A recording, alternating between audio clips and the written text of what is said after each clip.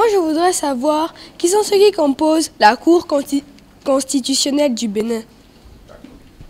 D'accord, tous les membres, en quelque sorte. Voilà, c'est vrai qu'on a une partie, oui, on a cité quelques-uns, etc. Donc, je vais vous citer les membres de la Cour constitutionnelle. Oui.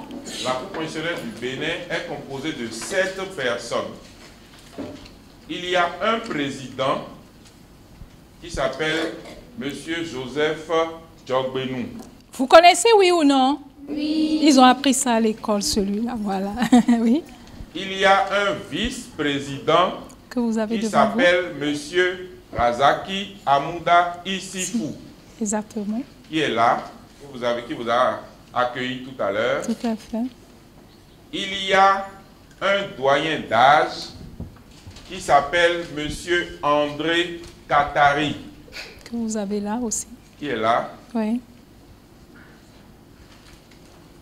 Il y a, les autres membres sont des conseillers.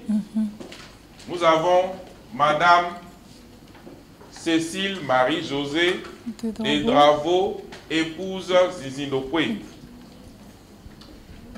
qui est présente aussi ici. Nous avons Monsieur Fassassi Moustapha. Nous avons Monsieur Sylvain Mouati. Et nous avons Monsieur Rigobert Azan. Ta question, ma grande? Je voudrais savoir, est-ce que la Cour travaille chaque jour et comment elle fonctionne concrètement? Vous travaillez chaque jour? Oui, bien sûr. Alors, bon, les enfants posent des questions. La Cour constitutionnelle travaille chaque jour, du lundi au vendredi, aux heures ouvrables de travail, c'est-à-dire de 8h à 12h30 et de 15h à 18h30. Parfois même, on travaille un peu plus longtemps que ça. Mais voilà les heures officielles. Si quelqu'un veut déposer quelque chose à la Cour constitutionnelle, il faut venir aux heures de travail. Quand vous déposez votre demande à la Cour constitutionnelle, ça passe au niveau du secrétariat général et ça arrive à un moment où le secrétariat général va programmer une audience. Le secrétariat général va programmer une audience. Ça va être une audience de mise en état, c'est-à-dire une audience où chacun va venir dire ce qu'il pense du problème qui est posé. Et à la fin de cette audience, le dossier est prêt. Quand ce dossier est prêt, on convoque les différentes personnes concernées pour l'audience plénière, qui est l'audience où on rend la décision. Donc la Cour vient, tous les 7 membres de la Cour et les 3 secrétaires généraux, donc le secrétaire général et ses 2 adjoints, s'installent et la Cour vient, tout le monde se lève et on présente les dossiers. Et on retourne dans la salle pour délibérer.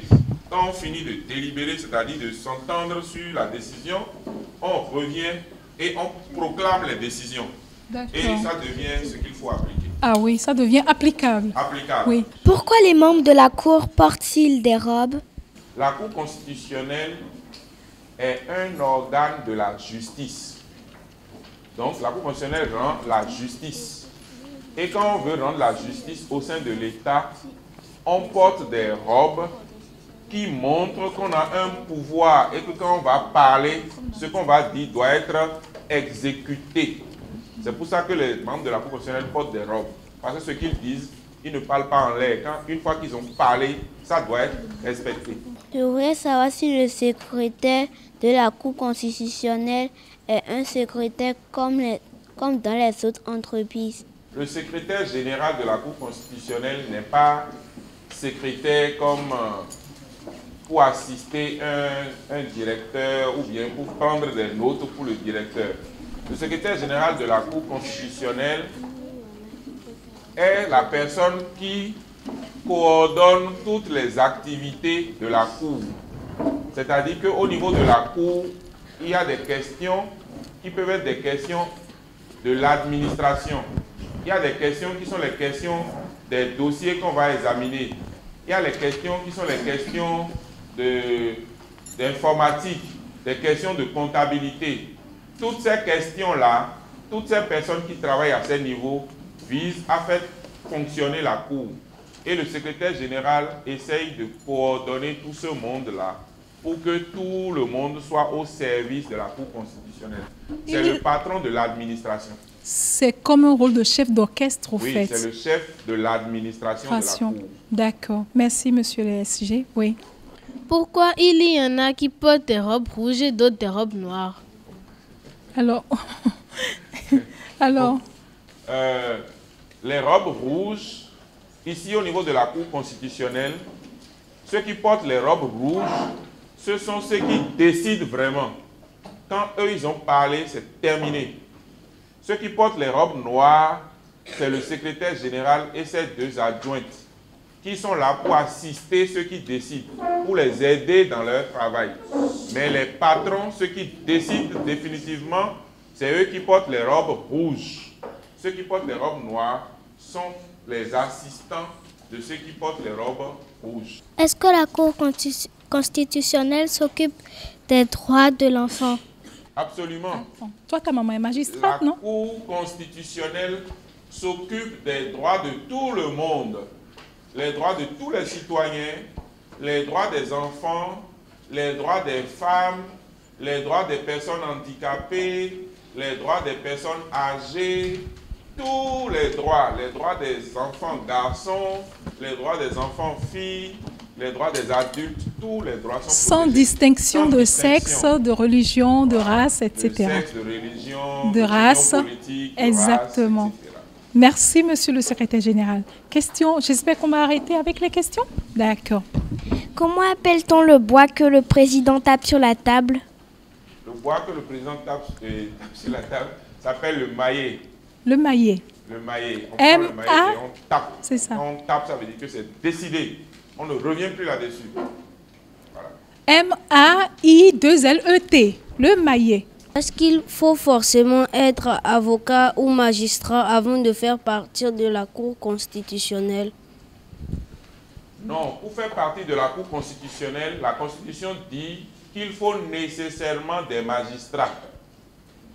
Quand le bureau de l'Assemblée nationale désigne les gens, le bureau de l'Assemblée nationale doit désigner 2 magistrats.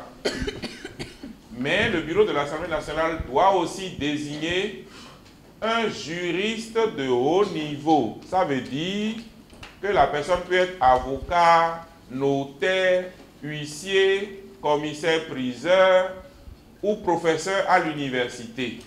Ce sont les différents métiers que l'on fait quand on apprend le droit à l'université. Et ensuite, le bureau de l'Assemblée nationale doit aussi envoyer une personne qu'on appelle une personnalité. La personnalité, c'est quelqu'un qui, dans son secteur, a beaucoup d'expérience et connaît les affaires de la société et de l'État et peut donner son avis sur ces questions-là. Donc, le président de la République fait la même chose. Il désigne un magistrat, un juriste de haut niveau et une personnalité. Au total, je peux dire que la Cour constitutionnelle est composée de magistrats, des juristes et des personnalités. Et des personnalités, tout à fait. Merci beaucoup, monsieur le secrétaire général. Alors, on a fait le tour des questions pour l'instant. On poursuit toujours notre émission, la Cour constitutionnelle expliquée aux enfants.